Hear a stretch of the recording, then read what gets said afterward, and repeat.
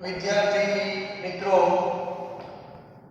MCQ chapter number 3 વિદ્યુત રસાયણ chapter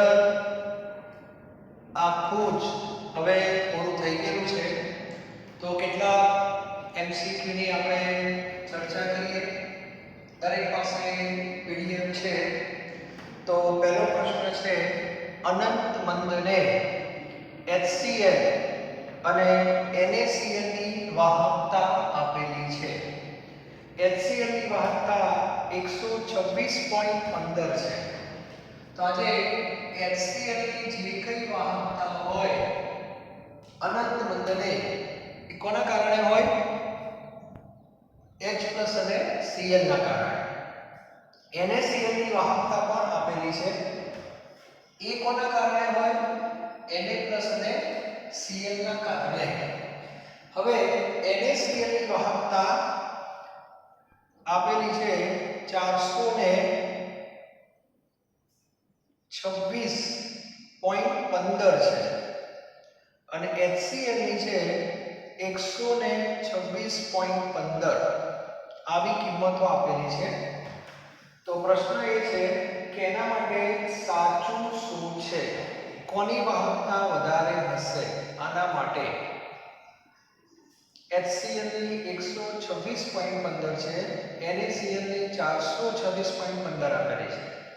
આનો અર્થ આપણે શું કાઢશું? બોલો, વિચારો. બંનેમાં Cl નો ફાળો કેન્સલ થઈ જશે, કારણ અનંત મંદને આપણે બધાને ખબર છે અનંત મંદને શું થાય. આમાં જવાબમાં થોડી તકલીફ છે એવું મને લાગે છે. કામ કરો, કિંમત આડાવડી થઈ ગઈ છે, આટલો જરા સુધારો કરી લેજો.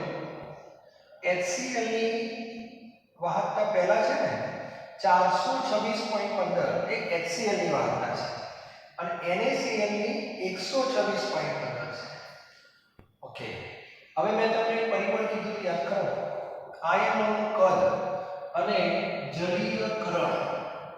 તો આની અંદર કોનું કદ નાનું છે? H+. બરાબર. એટલે HCl ની જે વાહકતા વધી એ કોના કારણે વધી? H+ ના કારણે. એટલે H+ ની વાહકતા Na+ કરતા કેવી હશે? વધારે હશે. અને મેં તમને થિયરીમાં પણ કહ્યું કોની વધારે છે ને પૂછાય. વધારે કોની છે, ઓછી કોને છે તમને આપેલું હશે. એના ઉપરથી પરિબળ કયું જવાબદાર છે એ તમારે લખવાનું છે. બરાબર. આની અંદર યોગ્ય જવાબ આવશે C આવશે. H+ ની વાહકતા Na+ કરતા વધુ છે. ઓકે. ત્યારબાદ બીજો પ્રશ્ન જે છે એની અંદર તમને આવો એક વિદ્યુત રાસાયણિક કોષ આપેલો છે Zn2+. અહીંયા 1 મોલર ધારો કે છે. સાંદ્રતા આપેલી છે કે નહીં? આપેલી છે. ચલો, ત્યારબાદ Ag+ 1 મોલર અને Ag આવું લખેલું છે. ઓકે. હવે તમને એવું કીધું છે કે આ એક વિદ્યુત રાસાયણિક કોષ છે, બેરિયરની જેમ જ, પણ કોપરની જગ્યાએ Ag છે. બરાબર. હવે બાહ્ય પરિપથ જે આપણો છે આ એમાંથી ઇલેક્ટ્રોન બહાર આવે છે. ઓકે. અને જથ્થો તમને આપેલો છે 9650 કુલમ્બ. બરાબર. તો આના ફેરાડે કેટલા થાય? 96500 વડે ભાગી દો એટલે હું માનું છું ત્યાં સુધી 0.1 ફેરાડે થશે. ટૂંકમાં બહાર કેટલો જથ્થો આવે છે? 0.1 ફેરાડે. એટલે તમારે એ પ્રમાણે પ્રક્રિયા લખવાની. તો Zn નું ઓક્સિડેશન થાય એટલે તમે તો આવું લખવાના. બરાબર. એ જ રીતે આ બાજુ Ag પ્લસ ઇલેક્ટ્રોન બરાબર Ag. આપણે પ્રક્રિયા આ રીતે સ્વાભાવિક રીતે લખીએ છીએ. બરાબર. આ પ્રક્રિયા કેટલા ફેરાડે પર આપણે લખી? 2 ફેરાડે. હવે તમને એવું કીધું છે કે વાસ્તવમાં 2 ફેરાડે આવતા નથી. વાસ્તવમાં કેટલા ફેરાડે આવે છે? 0.1 ફેરાડે જ આવે છે. તેનો અર્થ એવું થાય, ત્રિરાશી મૂકવી પડે કે 2 ફેરાડે જો જથ્થો મળે તો આપણને 1 મોલ Zn2 વધે. આ બધાને ખબર છે Zn2 ની સાંદ્રતા ઘટશે અને Eg ની Zn2 ની વધશે અને Eg ની ઘટશે. તો 2 ફેરાડે મળે તો 1 મોલ વધે તો આપણે તો 0.1 ફેરાડે છે. તો આખી પ્રક્રિયા 0.1 પ્રમાણે સેટ કરવી પડે. તો 0.1 ભાગ્યા 2 એટલે 0.05 મોલ Zn+2 વધે. આ પ્રમાણે એવું કહી શકાય. ઓકે, અને સામે 2 ફેરાડેમાંથી આ બાજુ 2 મોલ Ag+ ઘટે છે તો 0.1 ફેરાડેમાંથી કેટલા ઘટે તો એમાંથી 2 એટલે જેમ એટલું પ્રમાણ કહેવાય 0.1 મોલ Ag+ ઘટે. ક્લિયર? એટલે Zn2 કેટલા વધે 0.05 અને પેલી બાજુ 0.1 જેટલી ઘટે. એટલે તમારો યોગ્ય જવાબ આવશે C આવશે. ઓકે, C 0.05 વધશે અને 0.1 ઘટશે.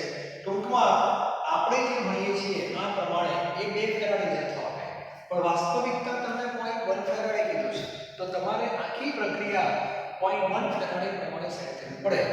અને થિયરીમાં ભણી ગયા છો આની સાંદ્રતા વધે અને આની સાંદ્રતા ઘટે એ ક્લિયર હોવું જોઈએ. ઓકે, ત્યારબાદ ત્રીજો જે પ્રશ્ન છે ત્રીજો પ્રશ્ન એની અંદર ત્રીજો જે પ્રશ્ન છે એમાં 25 સેલ્સિયસ તાપમાને 0.001 મોલર KOH માં રહેલા H+ આયનોની સાંદ્રતા કેટલી? એકદમ સામાન્ય પ્રશ્ન છે છતાં ઘણીવાર વિદ્યાર્થીઓ ભૂલો કરે છે. દ્રાવણ શેનું છે? KOH. એનો અર્થ થયો કે KOH ને જ્યારે તમે પાણીમાં નાખ્યો હશે ત્યારે K+ અને OH- છૂટા પડે. બરાબર? તો આ પ્રમાણ કેટલું કહેવાય? પ્રબળ વિદ્યુત વિભાજ્ય છે એટલે 1:1:1. એટલે અહીંથી 1 મોલ નાખો તો આ પણ 1 મોલ મળે, આ પણ 1 મોલ મળે. ક્લિયર? ચાલો, હવે તમને સાંદ્રતા કીધી છે 0.001.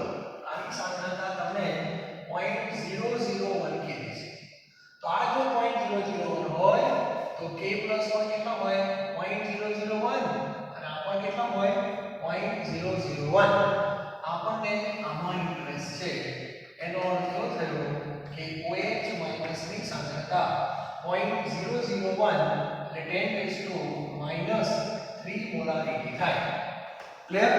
ચાલો, હવે આ સાંદ્રતા OH- ને આવી ગઈ. OH- ઉપરથી સીધી માહિતી કોની આવે? POH ની આવે. તો POH કેટલા થાય? 3. હવે તમને કીધું છે H+ ની સાંદ્રતા કેટલી? તો OH- ની જો આટલી હોય તો H+ ની કેટલી હોય? સંતુલનમાં આપણે ભણી ગયા H+ અને OH- નો ગુણાકાર 10⁻14 થાય. કેડબલ્યુ. બરાબર? તો -3 હોય તો આ કેટલા હોય? -11. અને આના ઉપરથી pH તમને મળશે 11.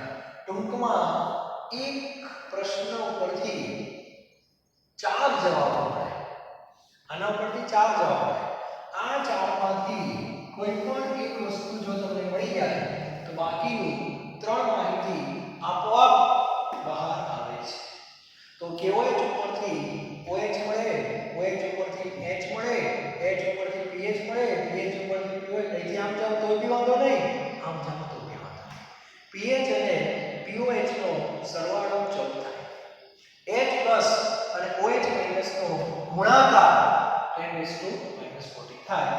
તો આવા પ્રશ્નો પૂછાય તો ગભરાવાનું નહીં. બરાબર? ત્યારબાદ આવો જ એક બીજો પ્રશ્ન આપી લો. આ બેઝનો પ્રશ્ન છે. હવે એસિડનો.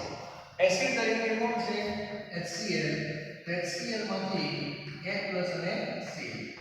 આ પણ પ્રબળ વિદ્યુત વિભાજ્ય છે એટલે 1:1:1. એસિડ ઉપરથી H+ આવે. એસિડની સાંદ્રતા આપી છે 0.01 મોલારિટી. ઓકે, તો H+ ની કેટલી થાય? 0.01 જ થાય. Cl ની પણ કેટલી થાય? 0.01. આપણને આમાં રસ છે. ઓકે, આનો ઉપરથી સીધા આવી જશે 10⁻². આ 10⁻², હોય તો OH માઈનસ 10⁻12 થઈ જાય. H પ્લસ 10⁻², હોય તો pH 2 થાય. pH 2 હોય તો POH 12 થાય. હવે તમને પ્રશ્નમાં શું કીધું છે જોઈ લો. POH, તો POH નો જવાબ આવશે 12. આ ખબર હોવી જોઈએ. ઓકે, ચાલો. તો આ ચારે MCQ થઈ ગયા. એક સ્ક્રીનશોટ પાડી લેજો એટલે ભવિષ્યમાં તકલીફ ના પડે. ઓકે, ચાલો. ત્યારબાદ આગળ 5મા નંબરનો જે પ્રશ્ન છે તે. ઓકે, 5મા નંબરનો જે પ્રશ્ન છે દરેક વિદ્યાર્થી રકમમાં છે. ગભરાઈ જવા કંઈ એકદમ સામાન્ય પ્રશ્ન છે. બરાબર.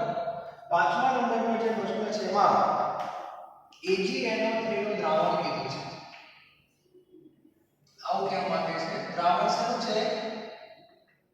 AgNO3 નો. Ag પ્લસ NO3 માઈનસ અને પાણી. આ એનોડ અને આ કેથોડ. અહીંયા વચ્ચે શું મૂકેલી છે? બેટરી. AgNO3 ના વિદ્યુત વિભાજન કોષમાં 5 એમ્પિયર વિદ્યુત પ્રવાહ 2.7 કલાક માટે પસાર કરતા કેથોડ ઉપર કેટલી ચમચીઓને ચાંદીનો ઢોળ ચડાવી શકાય? અને Ag બરાબર 108 એવું લખેલું છે. બરાબર. ચાલો, ટૂંકમાં ચમચીઓની સંખ્યા શોધવાની છે. એક ચમચી ઉપર કેટલો ઢોળ આવે એ માહિતી આપી નથી. કંઈ નહીં, હું કહી દઉં છું હમણાં. સૌથી પહેલા પ્રશ્ન સમજવા પ્રયત્ન કરો. ચમચીઓ અહીંયા ગોઠવેલી છે. બરાબર. એના ઉપર Ag નો ઢોળ, પેલા Ag પ્લસ જે છે એ ઇલેક્ટ્રોન મેળવશે અને એમાંથી Ag સોલિડ બને. ઓકે, એટલે સીધું આપણને ખબર પડે આ કેટલા ફેરાડે કહેવાય? 1 ફેરાડે.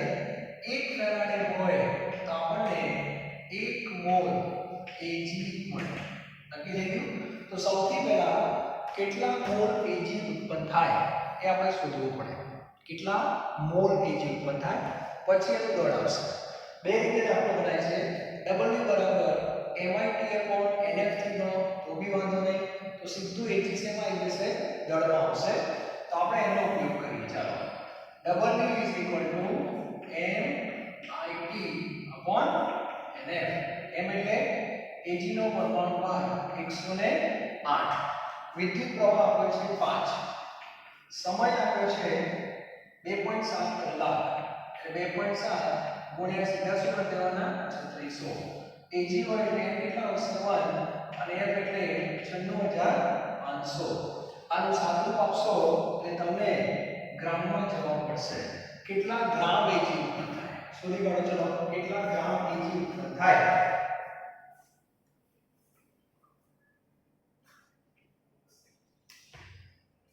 (108 ગુણ્યા 5 ગુણ્યા 2.7 ગુણ્યા 3600). ઓકે, અને એને આપણે ભાગવાના 96500 વડે. એટલે જવાબ કંઈક આવે છે 54.39 ગ્રામ. બરાબર. એટલે 54.39 ગ્રામ Ag ઉત્પન્ન થાય. કહેવાનો અર્થ ટોટલ આટલો Ag ઉત્પન્ન થાય છે. હવે કેટલી ચમચીઓ એવો શબ્દ વાપરે છે તો તમને એક માહિતી આપેલી છે. બરાબર, કે એક ચમચી ઉપર 0.01 ગ્રામ Ag નો ઢોળ ચડે. એટલે 0.01 ગ્રામ Ag બરાબર 1 ચમચી. આવું લખાય. તો આપણી પાસે કેટલા ગ્રામ છે? 54.39 ગ્રામ. કેટલી ચમચીઓ? એટલે સાદું આપશો એટલે 5439 ચમચીઓ ઉપર આપણે ઢોળ ચડાવી શકીએ. તો નજીકનો જવાબ હોય એ તમારે લખવો પડે. એટલે 5400 જવાબ ચાલશે. Okay, round figure. ત્યારબાદ લાઈક પ્રશ્ન જોઈને ગભરાઈ ના જવાનું હોય. આપણે જે દાખલા ગણીએ છીએ છે આની છેલ્લા એક ત્રિરાશિ મૂકવાની છે. ત્યારબાદ નંબર 6. ફરીથી AgNO3 નું દ્રાવણ છે. ગ્રેફાઇટના ધ્રુવો છે. 5 એમ્પિયર પ્રવાહ 193 સેકન્ડ માટે પસાર કરતા 0.972 ગ્રામ Ag મળે છે તો વિદ્યુત વિભાજન કોષની ક્ષમતા કેટલી? તો આગળ થોડી ચર્ચા કરેલી છે કે કોઈ પણ જગ્યાએ ક્ષમતા શોધવી હોય તો ગુણોત્તર લેવું પડે. ઉપર કયું મૂલ્ય હોય? હંમેશા પ્રાયોગિક મૂલ્ય હોય. નીચે કયું મૂલ્ય હોય? સૈદ્ધાંતિક. અને આને ગુણ્યા શું કરી દેવાના? 100. આટલી રાશિને શું કહેવાય? અંશ કહેવાય. અને ગુણ્યા 100 કરો એટલે ટકા થાય. હવે તમને પ્રાયોગિક મૂલ્ય આપી દીધું છે કે વાસ્તવમાં કેટલી ચાંદી મળી એ તમને આપેલું છે 0.972. પણ સૈદ્ધાંતિક કિંમત આપણને આપી નથી તો આપણે સૈદ્ધાંતિક કિંમત શોધવાની ∆E બરાબર MIT/NF 108 5 એમ્પિયર સમય 193 સેકન્ડમાં જ આપેલા છે. n બરાબર 1 અને f એટલે 96500 કુલમ. તો આની અંદર 108 ગુણ્યા 5 ગુણ્યા 193 બરાબર અને એને 96500 અને તમે ભાગી નાખશો એટલે જવાબ 1.08 આવશે. 1.08 ગ્રામ Ag મળવું જોઈએ. જે રીતે તમે પરીક્ષા આપીને આવો એટલે તમે આગાહી કરો છો કે મારે તો 100 માંથી 100 માર્ક્સ આવવા જોઈએ એને સૈદ્ધાંતિક મૂલ્ય કહેવાય. પણ આવે કેટલા? 98. તો આની અંદર એવું છે કે જો આ પ્રમાણે આપણે કામ કરીએ તો આપણને Ag આટલું મળવું જોઈએ પણ મળે છે આના કરતા ઓછું. હંમેશા પ્રાયોગિક મૂલ્ય સૈદ્ધાંતિક કરતા ઓછું હોય. તો અહીંયા આપણે ક્ષમતા શોધવાની છે. સૈદ્ધાંતિક આવ્યું 1.08 અને પ્રાયોગિક તમને આપ્યું છે 0.972 અને આને તમારે 100 વડે ગુણવાના છે એટલે 0.972 બરાબર ભાગ્યા 1.08 કરશો એટલે સીધા 90% જવાબ તમારે આવશે. એટલે કાર્યક્ષમતા થશે 90%. બરાબર. આવા પ્રશ્નો MCQ માં પૂછાઈ શકે છે. ત્યારબાદ સાતમો પ્રશ્ન જે છે એમાં ઇલેક્ટ્રોનની સંખ્યા શોધવાની છે કે દર સેકન્ડે આટલો પ્રવાહ પસાર થાય તો 1 સેકન્ડમાં કેટલા ઇલેક્ટ્રોન પસાર થાય. કદાચ આગળ આવો MCQ કરાયેલો છે છતાં ફિઝિક્સમાં સૂત્ર છે Q બરાબર Ne. Q એટલે કુલમ. આ E એટલે શું? એક ઇલેક્ટ્રોનના ઉપર કેટલા કુલમ હોય તમને ખબર છે ગુણ્યા ઇલેક્ટ્રોનની સંખ્યા એટલે કુલ વીજભાર કુલમમાં આવે.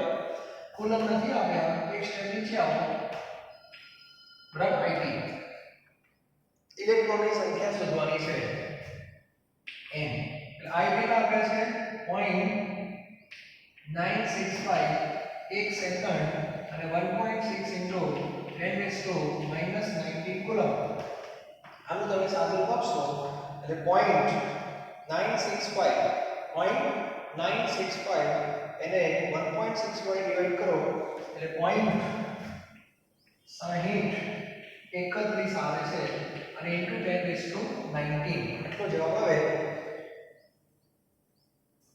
એટલો જવાબ આવશે 0.965 એમ્પિયર. 19th ઓપ્શનમાં જે છે ને કઈ નહીં તો 18 વાળો ઓપ્શન ચાલશે ને એટલે 6.031 ગુણ્યા 10⁻18 આટલા ઇલેક્ટ્રોન આવશે.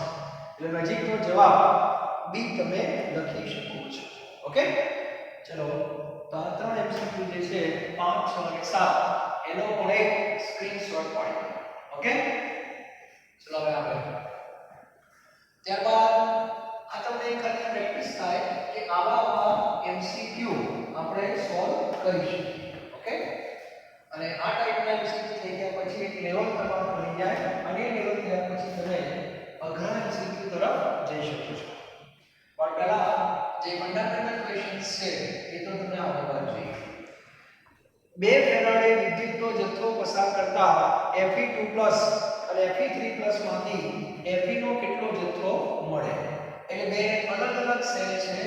એકમાં Fe+2 નો દ્રાવણ હશે અને બીજાની અંદર Fe3+ નું દ્રાવણ હશે. ફેરસ અને ફેરિક મેં તમને થિયરીમાં પણ કીધું હતું શ્રેણીમાં જોડેલા છે. બંને એકીક છે એટલે તુલ્ય ભાર પ્રમાણે જોવું પડે. તુલ્ય ભાર એટલે પરમાણુ ભાર ભાગ્યા વેલેન્સી. પરમાણુ ભાર સરખો છે, વેલેન્સી છેદમાં આવે. વેલેન્સી જેની વધારે એનો જથ્થો ઓછો મળે. એટલે આની અંદર Fe2+ વધારે Fe આપશે. છતાં પણ આપણે ગણીએ આ કેટલા ઇલેક્ટ્રોન મેળવે? 2. ત્યારે 1 મોલ આપે અને આ કેટલા? 3. ત્યારે 1 મોલ આપે. બરાબર. હવે તમને વાસ્તવમાં એવું કીધું છે કે જથ્થો તો 2 ફેરાડે પસાર કર્યો છે. તો આ તો 2 ફેરાડે દેખાય જ છે સીધા તમને. તો 2 ફેરાડેમાંથી આ કેટલા મળે? 1 મોલ. અને 1 મોલ એટલે 56 ગ્રામ થાય. રાઉન્ડ 56 ગ્રામ જેવું થાય. તો પૂરું થઈ ગયું. પહેલામાં તો 56 ગ્રામ મળે. આમાં એવું કે છે આ 3 ફેરાડે છે અને 1 મોલ છે. તો આમાં તમારે ત્રિરાશિ મૂકવી પડે કે 3 ફેરાડેમાંથી 56 મળે તો 2 ફેરાડેમાંથી 56 કરતા ઓછા પડે. બરાબર. તો આપણો જવાબ આવશે પહેલામાં 56 તો બીજામાં 37.3 ગ્રામ આવશે. એટલે ફેરસ અને ફેરિક આ બેમાં વધારે Fe કોણ આપે? તો જેની વેલેન્સી ઓછી હોય તે. કારણ ફેરાડેનો બીજો નિયમ એવું કહે છે કે M ચલે છે E અને તુલ્ય ભાર એટલે અણુભાર ભાગ્યા વેલેન્સી. અને જેમાં અણુભાર સરખો હોય એમાં M એ વેલેન્સીના વ્યસ્ત પ્રમાણમાં હોય. એટલે જેની વેલેન્સી ઓછી એનો જથ્થો વધારે મળે. તો ફેરિક કરતા ફેરસ વધારે આપે. ક્યુપ્રિક કરતા વધારે આપે. આવા પ્રશ્નો પણ તમને આવડવા જોઈએ. ક્લિયર? ત્યારબાદ નવમો એક સારો પ્રશ્ન છે. નવમો પ્રશ્ન એમાં પણ AgNO3 અને ZnSO4 માં એક સરખો વિદ્યુતનો જથ્થો છે. એક સરખો શબ્દ આવે એટલે ગભરાવાનું નહીં. આ ફેરાડેનો બીજો નિયમ. એટલે આમાં Ag+ છે અને આમાં Zn+2 છે. એટલે આમાં પરમાણુ ભારમાં અલગ અલગ આવશે, વેલેન્સી પણ અલગ અલગ આવશે. હવે શું કીધું છે ધ્યાન આપજો. જથ્થો તો સરખો જ પસાર કર્યો છે. એટલે હું પ્રક્રિયા લખું છું Ag+ plus electron is equal to Ag. Zn+2 plus electron બરાબર Zn. જથ્થો કેટલો એ નથી આપ્યો પણ સરખો તમને આપ્યો છે.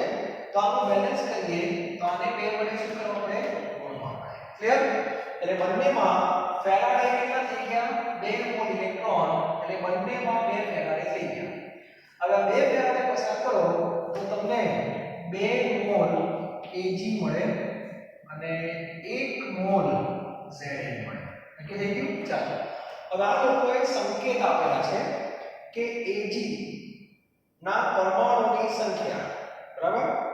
Ag ના પરમાણુની સંખ્યા કેટલી છે? x. Ag ના પરમાણુની સંખ્યા છે x અને Zn ના પરમાણુની સંખ્યા છે y. આવું લખેલું છે. તો પ્રશ્ન એ છે x અને y વચ્ચેનો સંબંધ. તો ઘણા વિદ્યાર્થીઓ ભૂલો કરતા હોય છે. તો મગજમાં એવું ફિક્સ કરો. પહેલા 10મા ધોરણમાં પૂર્વ પ્રશ્નો તમે ભણતા હતા. અત્યારે મને જવાબ આપો x મોટા છે કે y? x એટલે 2 મોલ. જેટલા મોલ એટલા પરમાણુ એટલે સરખા થાય, ડબલ જ થાય. અને આ 1 મોલ. તો અત્યારે મોટું કોણ છે? x કે y? તો અત્યારે મોટા x છે. બમણા છે. હવે મારે જો બંનેને સરખા કરવા હોય તો બે કઈ બાજુ કરવા પડે? y બાજુ.